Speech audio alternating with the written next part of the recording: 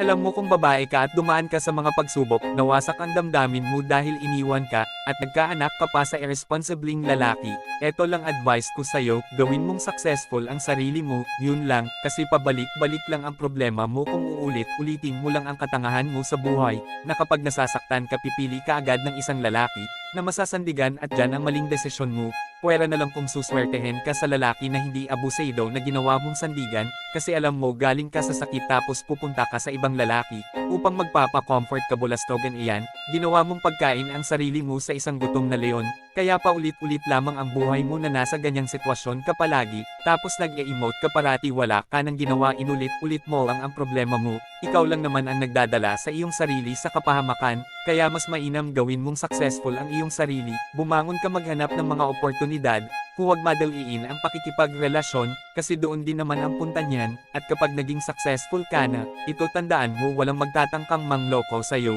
at tataas ang respeto ng mga lalaki sa'yo, titinggala sila sa'yo at doon mo na maiisip, na kaya mo palang mabuhay kahit na walang lalaki sa buhay mo, dahil independent na woman ka na, ganun din ang advice ko sa mga lalaki, parehas lang, gawin mong successful ang sarili mo, tingnan natin kung di maglalaway sa iyo, yung nang iwan sa inyo na babae. Thank you so much for watching.